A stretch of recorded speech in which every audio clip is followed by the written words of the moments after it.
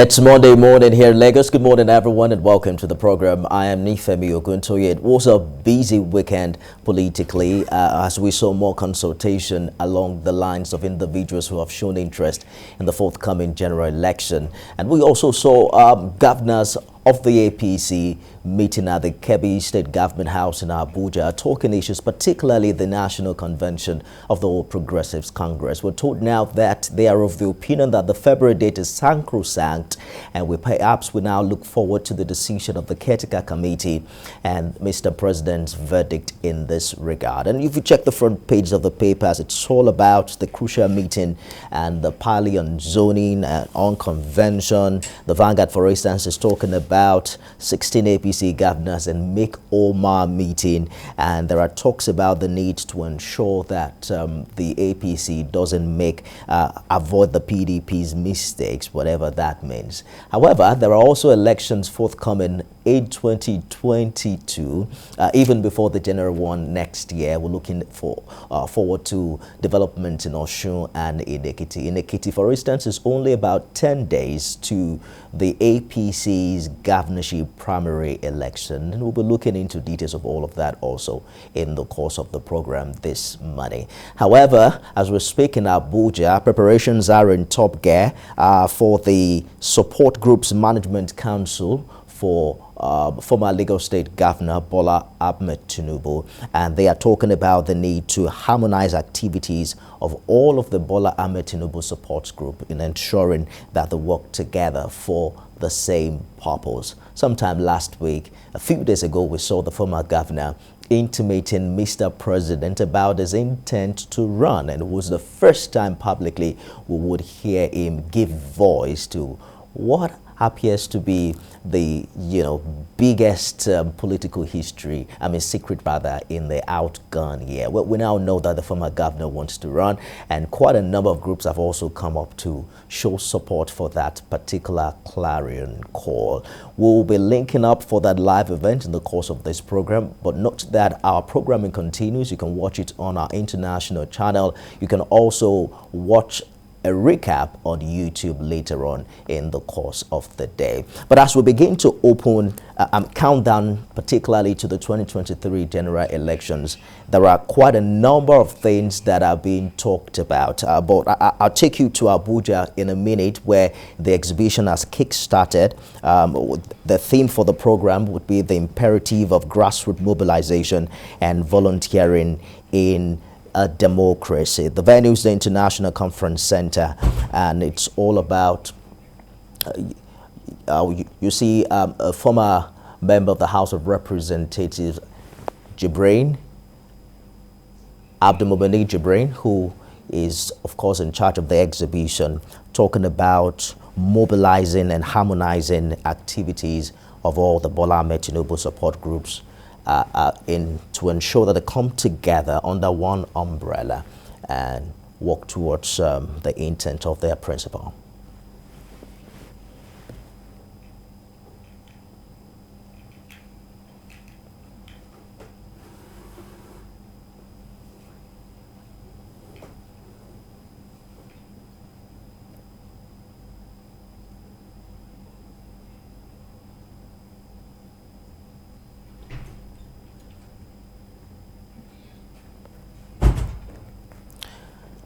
We'll match audio with the video subsequently in the course of the program. However, the exhibition is about highlighting the achievements of the former governor as a governor in Lagos State for 8 years, and I believe that they're also talking about the importance of rallying support for Asiwaju ahead 2023 general election. We're going to get back to Abuja in the course of this conversation and also bring you pictures from the ongoing event.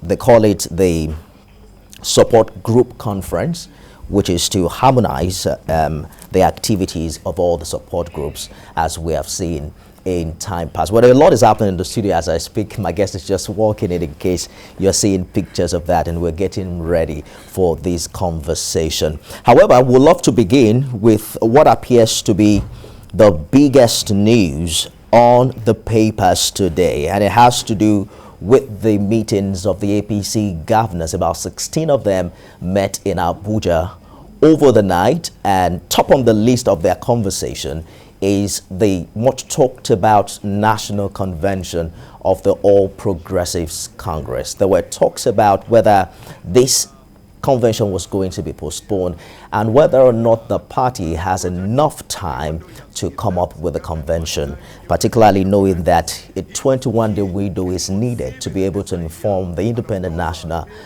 Electoral Commission about its intent to hold a convention. And what has also been the resolution? What has the party done thus far in ensuring that its reconciliation effort aftermath the state congresses is also very intact? I'm joined on the show this morning, ladies and gentlemen, by a former House of Reps, Honorable Bimbo Daramola just walked into the studio. Good morning, Honorable.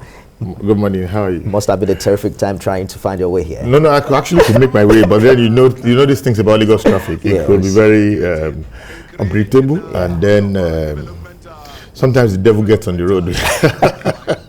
This is Lagos. This is Lagos. I mean, one of the things I miss out of Abuja. I understand. But again, I mean, I think the government is doing a lot of stuff, and the road culture and ethics is getting better. It was relatively free from the airport coming out through to CMD Road and all of that. But I think the culture is getting better.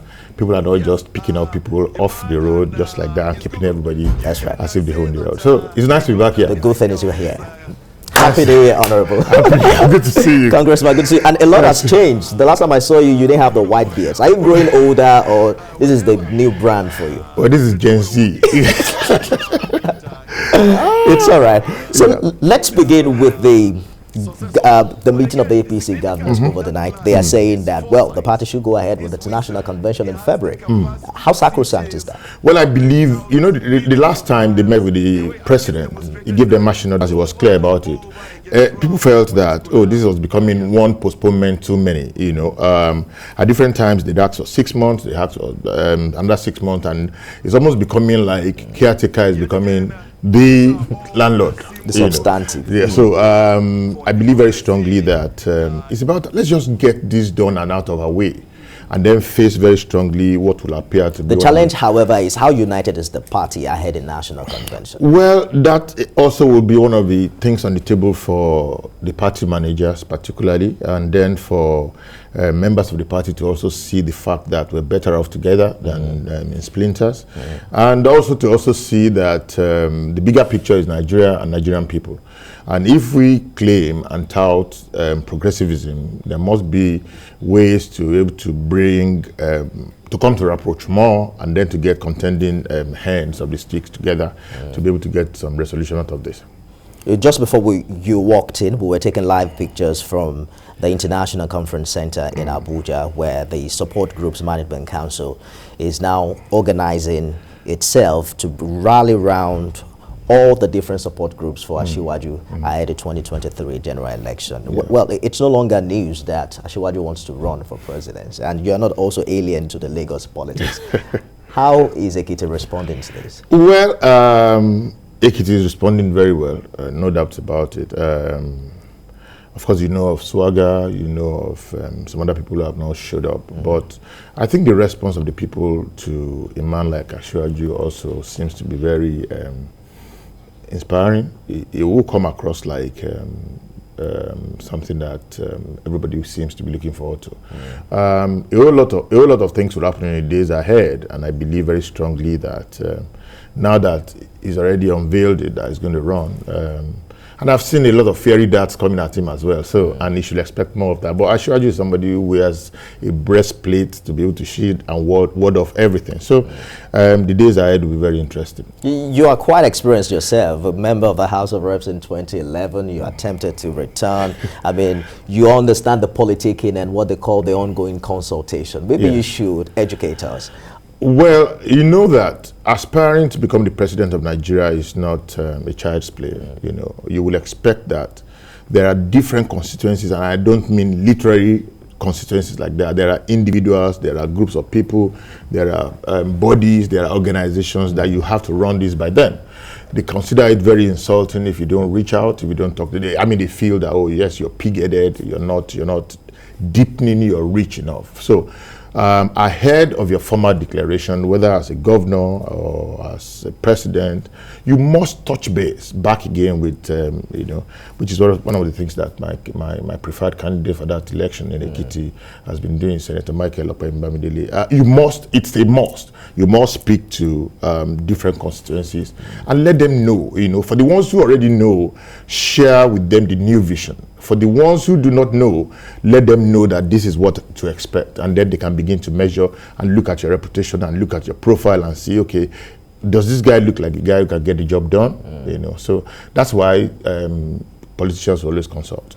We'll talk about the Ekiti politics in a short while, but we've also seen you stuck with your party, even when it did not favor you. Which one? I'm talking about you now. Okay, yes, how you have stuck with your party over the years. But you heard the president in a televised interview recently talking about the fact that the party may lose its chances of retaining power in 2023 if the underlying issues around the convention were not resolved. The biggest challenge has always been whether politicians are going to hold on even when it doesn't favor them. And you seem to have experience in that light where you aspired to be governor, I think in 2018. Yes. But then you stuck with the party even when it didn't go your way. Oh yeah. Well, it speaks to character, that's number one. Then number two, the circumstances for you to want to jump ship would have to be ideological. It's not going to be a flight of fantasy. It must be something rooted in conviction that everybody can see that you've been done wrong.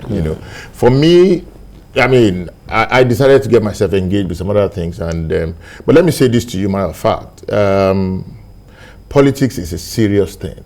It's not a sport. It's quantitative by extension, meaning that you can measure the impact of politics, and anything short of that, you will just be appealing to self. I believe very strongly that in the days leading up to 1983, when I became politically sensitive, one of the things that people look out for to give you respect and regard is how much of contributions you have made to a party. And it is not even about political parties alone. If you join a club today and somebody had been in that club in the past 5 years and the person does not have any tangible contributions, that person can never aspire to his position over and above a very fervent person. And what that seeks to do is that, the Bible says, out of the abundance of the heart, the mouth speaketh. Everybody can speak who can validate what you have said by your reputation. That's the issue. And so, for me, I have said a lot of things about APC. I've put my life on the line for APC. I have climbed fence for APC. I have said all kinds of things for APC. But a friend of mine used to put, you're not the father of APC, But you see, there is the politics of the belly, and there is the politics of the heart.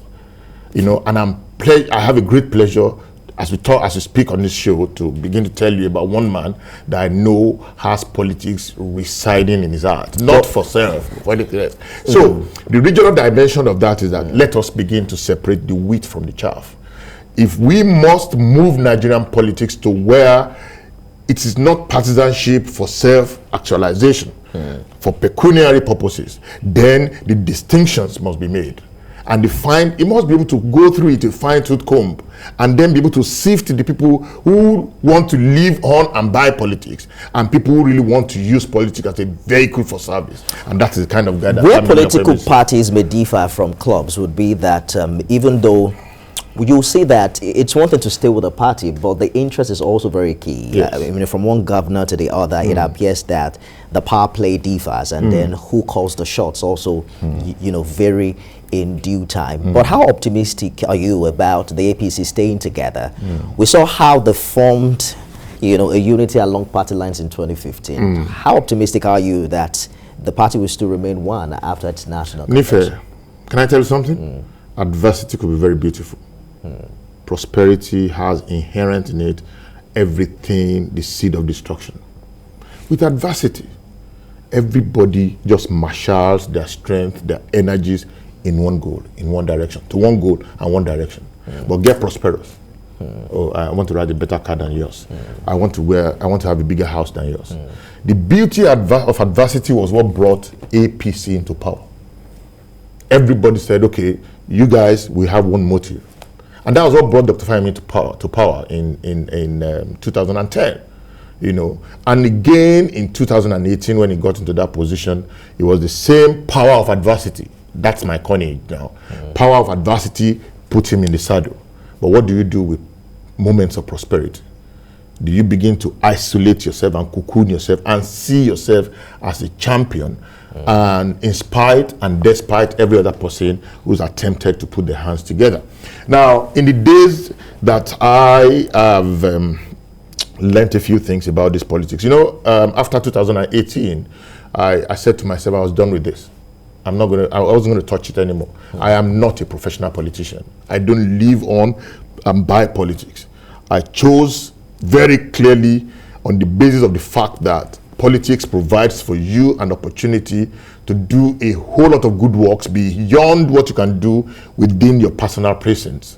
And when you step out into the fray and you go ahead to give all of your effort to this and nobody seems to recognize that, then, well, a drowning man sometimes doesn't need help. You know, if you try to take him out of where he's drowning, this pond or this river or something like that, and it's going to take you down with it, let me tell you, one of the things that people must address in this country is the politics of succession and the management of that. It would be of interest to you to note that if there's a common denominator between the man who is leaving that seat and the will of the people, mark my words, if a man who is transiting from power and is thinking of who succeeds him, if his intention is noble and lofty and in harmony with everybody else, or particularly a sizable number of the population, there won't be crisis. However, what we also say because the indices will be clear to everybody. Absolutely. The ethos will be clear to everybody. The creed will be, so it is easy to get everybody to say, okay, we are routing for Mr. A. But by on the basis of the identity, not... Are you talking about party members or the generality of the people? No. First and foremost, parties bring you into position. You can't run as an independent candidate. And of course, political parties, by their construct, should have specific litmus test bound realities that will let you know that, oh, this man is APC, this man is PDP. But today, what do you get? You go to bed with your pajamas as PDP, and when you're going to share, when you're walking out of that same door, you're wearing... But you have also walked that path before. I have not. I learned that you were in PDP. I wasn't in PDP. Okay, fine. Okay, fine. This is the gist. Incidentally, I left the campaigns of Asiwaju Tinubu on the 12th of December 1998 because he approved of something that I felt will impact that campaign, and some people felt, no, we know Asiwaju before, you're a small boy and all of those things. So I took a walk, and I remember that the then young man, Rauf Aregbesola, called me back and said, don't go. Why? But then I just felt that this wasn't a place where I could express myself. This was 1998, just here, Sunday Adigun, number 13. And then I left. I went to meet Kenny Martins on Adini Jones. I said, I have this idea and it's good to move the campaigns forward. And he said, come show it to General.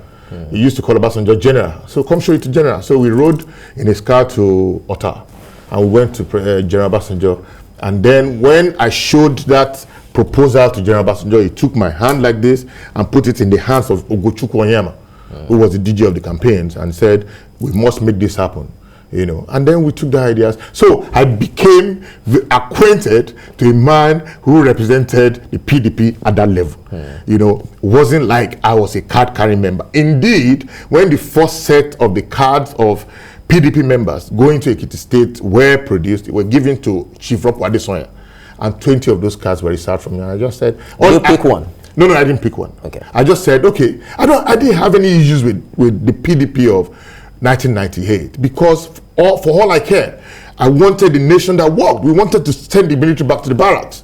And the assemblage, the rich assemblage of people behind the aspiration of the then President Olusegun Obasanjo were people who, I mean, the Yoshiyus, the Abubakarimis, the Hajia from Kaduna who got shot, and all of these people. It was a rich assemblage of people who I bet had nationalistic view of what was to be done after post the military. So, but in the days to come, soon after that, I began to see that a few things were wrong. But for me as a person, I am a progressive, and I'm not saying progressive by paper. No, we didn't have pure water in those days when I used, as a small boy in 1983, when I would take very, very substantial part of my savings to buy water when Awolowo came to Ekiti through Ikare. And that's the reputation that I have. The same reputation that I had in ACN, the same reputation that took me from AC to ACN and to APC. I just give and give, but this is not about me today. So since you're here, let's talk about Ekiti. All right, sir. And it's 2022, right? You know, it's just a matter of time before we know whether you're also still going to move from the APC to another party. Well, I can tell because I have had experience like that. You know, I speak with people, they speak passionately about their party, and then you wake up the next morning, the story is now let me tell you where I Yes. differ. Let me tell you where I differ.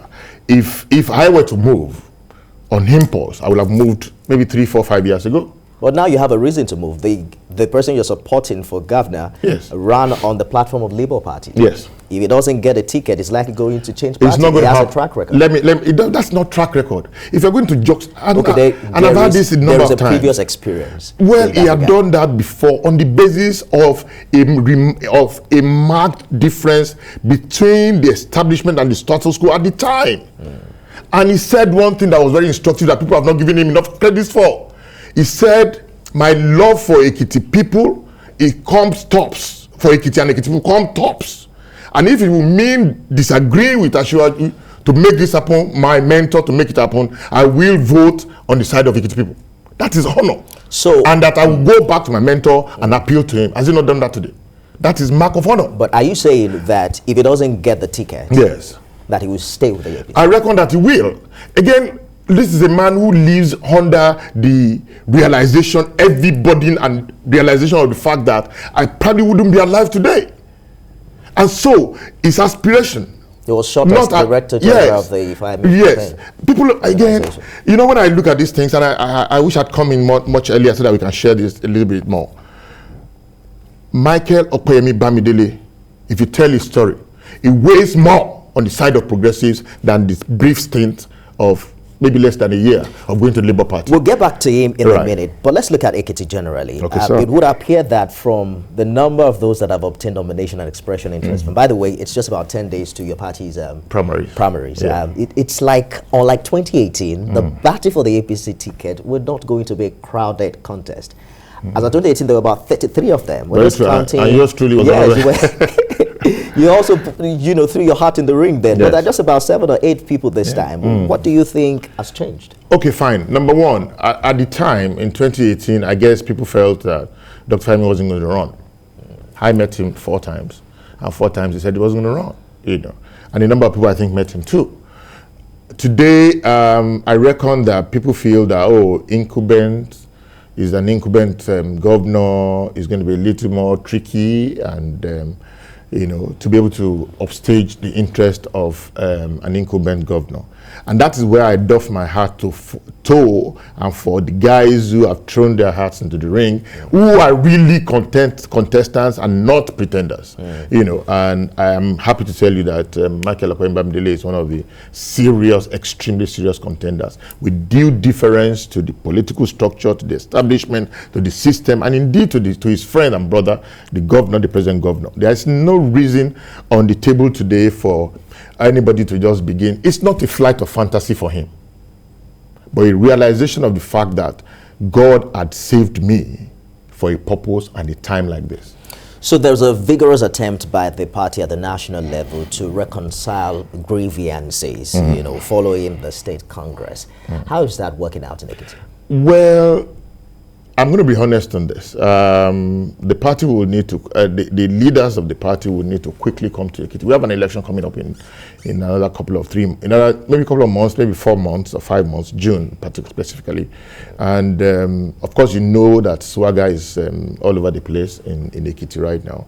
And you don't want a polarized party going to that election. And make no mistakes about it, PDP is on ground in Ekiti as well, you know. You're saying the APC is polarized in Ekiti? Yeah, I mean, it's not, maybe polarized is not the word, but then the divisions, the cracks are there.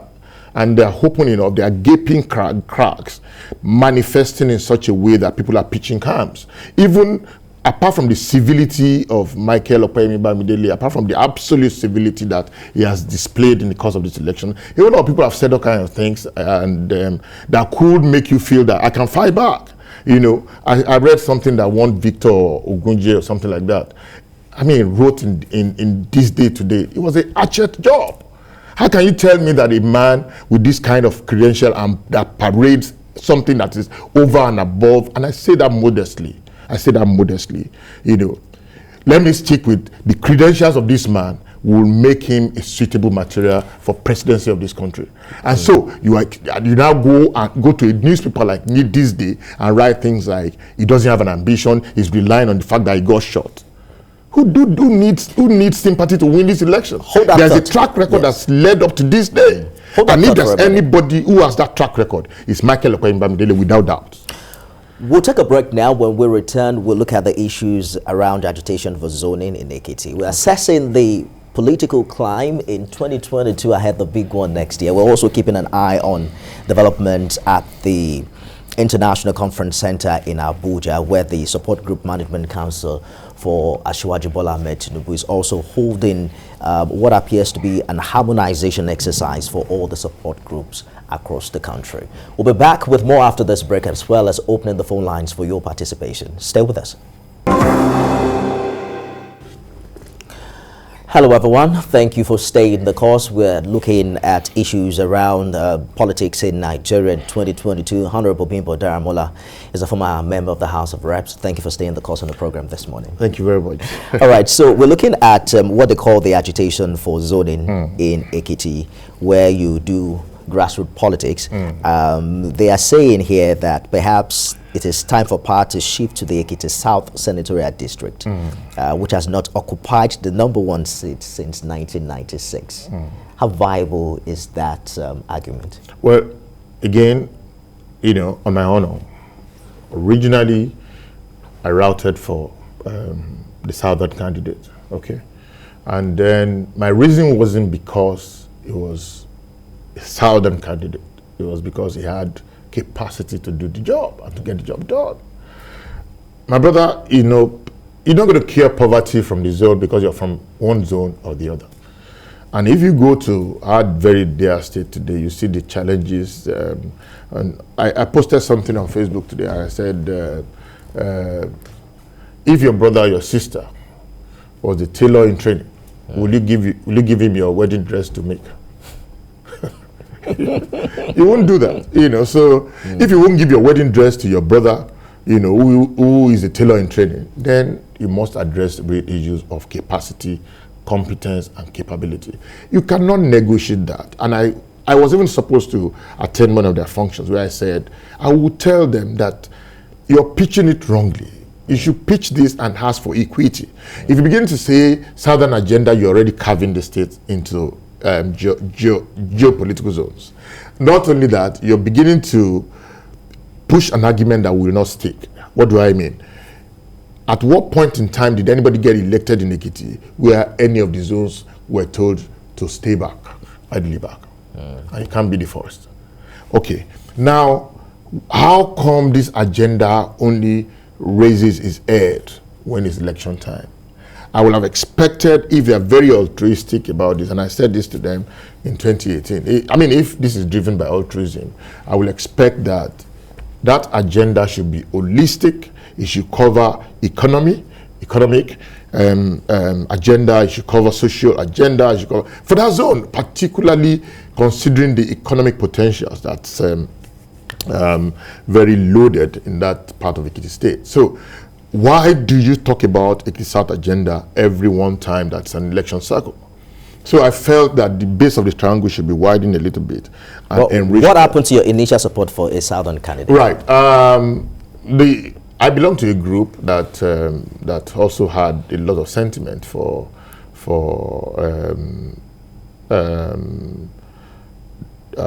Senator Adie, because for 3 years were shut out of the space in Ekiti State. At some point you were suspended. Oh, you will have said I was suspended, admitted, and suspended, and resuspended. And resuspended, and resuspended, you know. And you will ask, those are the kind of things that people would look at and say, are we serious at all? You know, and that's one of the things that Opeyemi Bamidele wants to heal. When he gets into the saddle, by the grace of God, he's not going to be bogged down by the fact that this guy was fielded by the governor's camp. Opeyemi does not have camp. There's no MOB camp. There is the camp of APC, as he says it. If you check the kind of statements that this guy has been making, I say that with due respect, this senator has been making with due respect, very broad-based, all-inclusive, all-engaging remarks that would drive the unity of the party so that the unity can deliver more, you know, over and above what we have today. Can you imagine a scenario where Ojudu got suspended, Oyeojo got suspended, Adie probably got suspended, Omire got suspended, who else? Some of the leading lights of the party who had served the party so well got suspended. The man who suspended me particularly, you need to check his track record in the world. This was a party where I had given all of myself, and they know it, you know. So I will expect that oh my God. I think that people should take a very, very clinical approach to deciding on who leads a state. So at what point did you leave the southern camp? Okay, fine. Well, what I thought was that Ekiti State APC stakeholders, that's what the group was called at that time. And all we did was agitating and saying that, oh, things could be done differently. Oh, we cannot afford to do this. We cannot afford to do this. And we're labeled black sheep of the party, which was okay, you know. But we kept on and we held forth because we believed in the party. And then we elected him within that group for this position.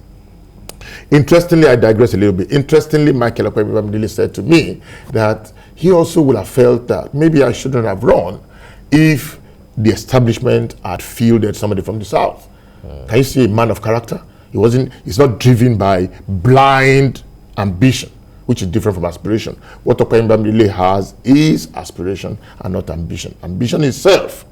Aspiration is corporate, you know.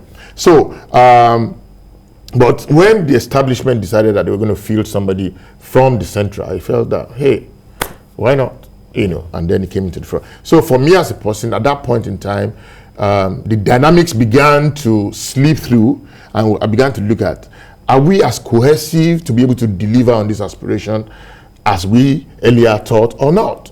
For instance, one issue will be that if we're talking about an agenda, for instance, how come we have 3 candidates from the South running for this position? So why didn't you guys clean it up and come up? It would have been stronger. Now, if they go to this election, the votes from the 6 local governments of that senatorial district would now have been divided between my brother and friend, Honorable Bamishile, former speaker, my colleague at the 7th House, Honorable Bamidele Fakbarusi, and then, of course, Senator Adie. How do you deal with that? If you could walk out naked, if you run out of your bathroom naked, were you expecting your gate man to come and wrap a towel around you? When you say the establishment went for the central, who's the establishment? Oh, because you and MOB share, you know, a common history. Yes. In 2014, you were the DG for the, you know, FIMA campaign organization, and he was also the DG in 2018. Yes. What kind of nearly paid the price of his life, which was widely reported. What happened? You know, one would think that both of you share, you know, a strong history with Mr. Governor. Yes, we do. And that ahead governorship election, all of you should be together in one camp. That doesn't seem to be the situation now. Well, it's not. You know, I said something before. Let's be clear about this. every one time that the wish of the leader or the establishment does not enjoy or seemingly enjoy the buy-in of a reasonable number of the stakeholders, it will come across like the leadership has appropriated the sovereignty of others. What do I mean? It's one of the easiest. It's for good reason that the provision also provides for consensus, direct primaries, indirect primaries, and all of that. And in an ideal situation, what the party will have envisaged and tolerated the most will have been consensus. It's cheaper, you have secured the buy-in of everybody, and everybody can go and say, I was a part of that decision. But if you feel that you get to a situation where you feel excluded from that decision-making process about who leads a state for the next 4 or 5 years, for the next 4 years, then people begin to feel that I am sovereign. It's not a personal property. Hold that thought for a minute, Congressman. Ada's called in from Jos. Good morning, Ada. Good morning, George. Ada calling from Jos Plateau State. APC. I'm just appealing to APC to address the issue of internal party democracy, because that is the issue. Even after having the convention, if you eventually have that convention, you know, so the people don't have more time again. In fact, we should start making hay while the sun shines. Otherwise, I wouldn't want you to be like the APC tablet. I used to know there's no more in circulation, you know, if you don't sort out whatever you want to sort out. That with a consensus, we need a vibrant opposition. Even if you don't win or you win, we still need a vibrant opposition. And the two main political parties are PDP and APC. Then if you eventually zone your presidency to the south, if I had my way, I wouldn't mind you having Zulu, the Borno State governor, as your running mate or vice or whatever. You know, that will help out.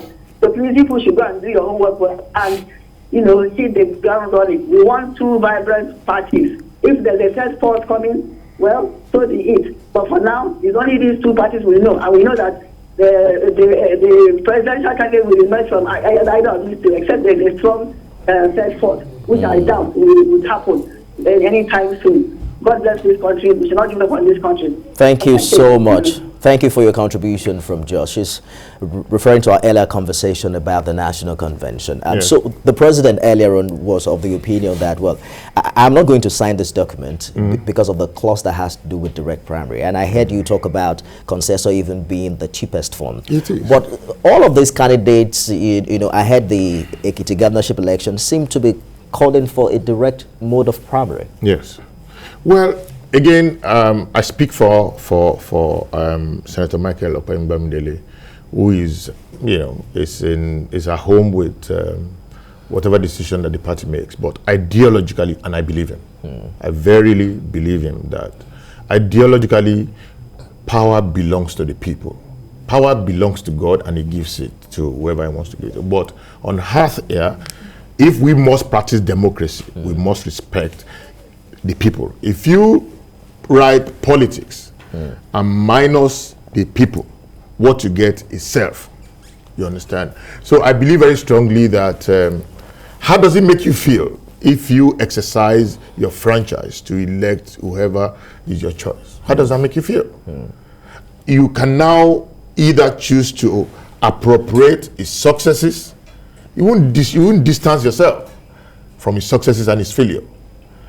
And so, if you're going to a major and a critical election like we're going into, it would be nice. You may not be able to have everybody on board, but let me tell you something. It helps you a whole lot if you have a right and sizable number of party faithfuls on that boat with you.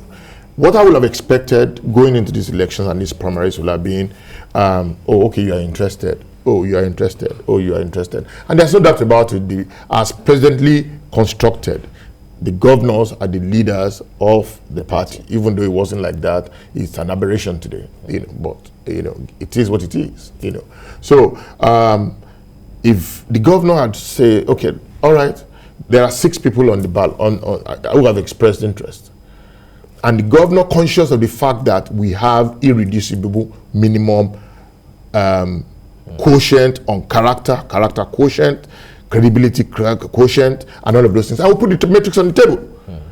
Everybody will know that, oh, this man, we won't take him. Oh, this man, we won't take him. And it doesn't mean that everybody that's a member of APC must be a part of that decision. I went to the House of Representatives to represent a constituency.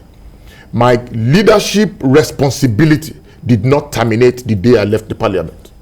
And so what I'm doing today also is in tandem with the obligation that I have inherent in the retrospective value of the position I once had. So today, some people still look at me and say, oh, okay, fine. What is Bimbo saying? I must be conscious of the fact that I don't want to lead them astray. The Bible clearly guides us on that path.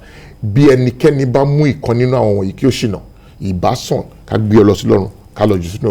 have to interpret. All right, fine. The Bible says that if any of you leaders refuse to show that he is mindful of his position, his leadership position, and misleads any of these young ones, it would have been better for you to have a millstone around your neck and cast into the sea. So when you say that the establishment has a candidate, what then is your candidate's chances? I mean, what are your candidate's chances? Because the indication is that, you know, the governor has the party structure, and anyone he backs is likely going to emerge victorious. Well, and I'm not saying this dejectedly. I'm inspired by the kind of credential that Michael Okoyemi Bamidele parades. And it's a pride to us. It's a pride to us, the Ekiti State, to have a man who has such a rich credential, and is bringing that to the table. Make no mistakes about it. To move Ekiti State forward will be a combination of so many factors. Out of those factors, you find character, you find competence, you find capacity. I'll give you a very simple example, because some naysayers keep saying that it needs to speak about, you know, his gunshot experience to be able to win election. That is the farthest consideration. That's the farthest point for us. Whoever is saying that should contend with the fact that this guy was in government in Lagos State for 12 years unbroken. And I'm not talking about just 12 years. I'm talking about 12 years unbroken. And for a government, for an individual to be in the government of Lagos State, which is the signpost administration, you know, you will be worth your mettle. You're not, listen, you cannot retain your seat in the cabinet of Lagos State by reason of familiarity. You must have earned it. And and of course, we can see a plethora of things that he did as a former commissioner, as a former special advisor. And then from that, he goes to House of Representatives and brings to within 356 potentials, opportunities, and prospects. And right now, as I speak today, is in the Senate. And he also listen, the next governor of Ekiti State would need more than just casualizing it. The language of the 21st century is how much of very tangible prospective relationships that you have that you can leverage on strategic linkages. That is the language of, okay, you must have heard about sister city arrangements. As we speak today, if you're not known, you cannot access value. If you need to introduce yourself, oh, I am this, I'm this and that. Okay, fine. Somebody shows up in this room today, and okay, fine. Let's go very graphic. Iraji Fashola enters into this room, and he says, "Oh, Nife, what's up?" And he says, "Who is this man? I think I know this man. Who is likely to get something for us in our interest between me and you?" And you cannot distance, you cannot take that away. This man parades all of these guys as people who were in cabinet with him at different times. And so, if he has human resources, is the most tangible, most viable, most respected resource that anybody can have. Not even money. When you have capacity to harvest and distill from your relationships, then money comes in. So we have to go now. Yes, and in our state, particularly as we go forward, you will need such relationships to make things happen. I'm just going to ask you one more question for the records. All right, sir. So the primary election is in 10 days. You are the Director General of the Bamdele Okwe. I'm not the Director General. That's what they're calling you on the No. I think some people just feel that it's Prince Akin Olaisade, Prince Akin Olaisade. Okay. That's the DJ of the campaigns. Well, I'm somebody. You are a stakeholder. Yes, and only last week I just brought all of my your structure. Yeah. I mean, followers, and for good reasons. I will never lie to Ekiti people. But we have to go now. All right. What if it doesn't go the way of your candidate? Will you still stay with the APC? Of course, yes. If the person who wins fair and square. And I'm not adding that caveat. I'm just saying that it would make a lot of sense because after primary election, we got the general election to face. And so we must leave the realities of the fact that if we screw up, permit my words, screw up the primaries, we'll have to contend with people that you cannot rein in by amount of money. And you will have quite a number of people to contend with as well. Former Secretary to the State Government, Biodun Oyebamji. He's also my friend as well. Senator Kwemi Bamdele, of course, your man, Senator Dayo Adeyeye. Yes. There's also Femi Bamishile and quite a number of other people. Bamdele Faparusis also has thrown his heart into the ring. I must say a big thank you, Congressman, for finding time to come. Thank you very much. I wish you all the best. We'll have this conversation again in 10 days' time. Yes. Where we see how things by the grace of God, in 10 days from today, I expect by the grace of God, because this man puts God at the center of his activities. This is a man who is conscious of the fact that if we were not for God, I wouldn't even be standing for election. And if people realize that, and that's why they're going to put him in that position, because we need a governor who has the fear of God. Bimbo Daramola, former House of Reps member, thank you again for finding time to come. Thank you very much. It's nice to be here. That's our show today. We'll continue tomorrow. I am Nifemi Oguntoye. God bless Nigeria.